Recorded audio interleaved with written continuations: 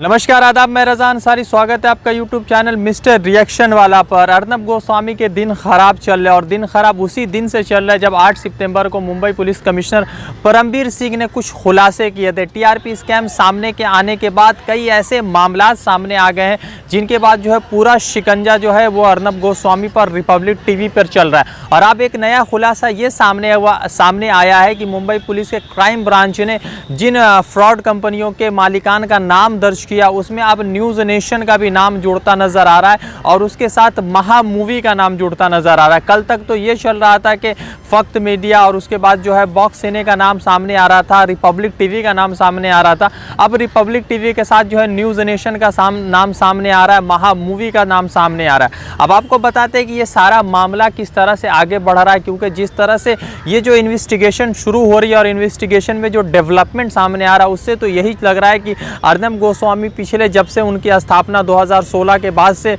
Republic TV, Republic Bharat की स्थापना की गई, तो उसके बाद पूरे देश के साथ वो फ्रॉड का स्कैम कर रहे हैं। उसके साथ जो है टीआरपी का स्कैम चल रहा है, क्योंकि जिस तरह से लगातार इस्तेमाल किया जा रहा था कि नंबर वन है रिपब्लिक भारत, नंबर 1 है रिपब्लिक टीवी, तो उस पर जो है कई सारे खुलासे सामने हुए। अब जो है क्राइम ब्रांच की तरफ से जो है क्राइम ब्रांच के जॉइंट सीपी ने एक खुलासा किया। अब उस खुलासे में आपको बताते कि क्या नया अपडेट आया। मुंबई पुलिस के क्राइम ब्रांच के जॉइंट सीपी मिलिंद भराम्बे ने कहा है कि अब जो है टेलीविज़न रेटिंग पॉइंट यानी टीआरपी मामले में जो है न्यूज़ नेशन का नाम भी सामने आ रहा है। और फिलहाल जितने भी न्यूज़ नेशन के अधिकारी उनको किसी तरह की सूची नहीं दी गई है फिलहाल, मगर इन्वेस्टिगेशन शुरू है। उसके बाद महा मूवी का नाम सामने आया और एसीपी भराम्बे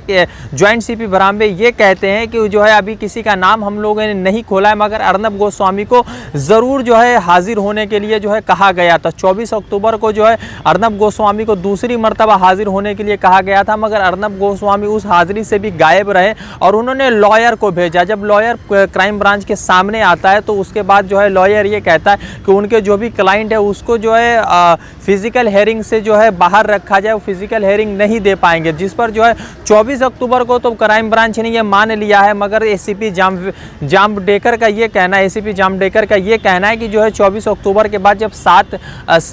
नवंबर को जब तीसरी बार हेयरिंग होगी तो उसमें अर्नब गोस्वामी को उनके सामने पेश होना ही पड़ेगा। पहले तो आप समझिएगा कि जॉइंट सीपी भराम्बे ये कह रहे थे कि भाई जो है रिपब्लिक टीवी का नाम सामने आया, रिपब्लिक टीवी का ऑनर का नाम सामने आया, दूसरे जो न्यूज़ नेशन है महा मूवी उनके ऑनर पर कोई बात नहीं हुई है। फिलहाल जो है इन्वेस्टिगेशन चल रहा है। दूसरी तरफ एसीपी जामडेकर ये कह रहे हैं कि जो है 7 नवंबर को अर्नब गोस्वामी को सामने आना पड़ेगा, क्योंकि 24 अक्टूबर को मिलाकर जो है दो ऑलरेडी उनको हेयरिंग के लिए उनको जो है पुलिस के सामने पेश होने की खबर दी गई थी और उनका जो है अपना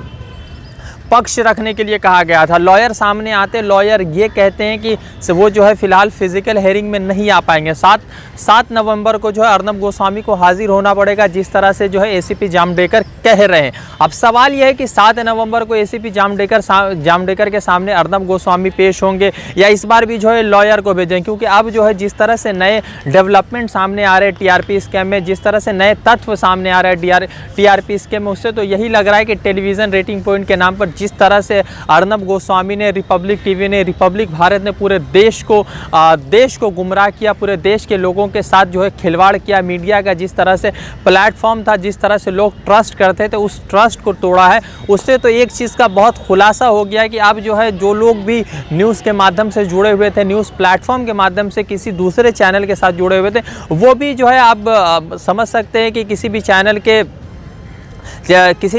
ऊपर सवाल उठाएंगे, उनका कितना एग्जिस्टेंस है उस पर सवाल, ट्रूथ क्या होगा उस पर सवाल उठाएंगे। और जो भी खबरें आएंगे अब मीडिया के लेकर लोगों के मन में जो है बहुत सारे चीज़ सामने आने लगी, उनके सच्चाई पर सामने आने लगी, उनके ऑथेंटिसिटी पर बात सामने आने लगी है। तो सवाल ये है कि किसी एक वर्ग की वजह से पूरा देश का मीडिया, जिसको डेमोक्रेसी का चौथा स्तंभ माना जा रहा था, डेमोक्रेसी का चौथा वॉल माना जा रहा था, वो अब ख़त्म होता नजर आ रहा है। और ये अर्नब गोस्वामी नहीं, इस सारे देश के जितना भी मीडिया हाउसेस है सब इसमें शामिल है, चाहे वो कोई भी हो। आप नाम गिना दीजिए, उसके बाद जो है सारे तत्व अगर आप पता लगाएंगे तो पता चल जाएगा कि किसी न किसी पक्ष को सपोर्ट ज़रूर कर रहे हैं। मैं रज़ा अंसारी आपको कोलकाता से अपडेट कर रहा था, फिर जुड़ूंगा किसी अपडेट के साथ। शुक्रिया।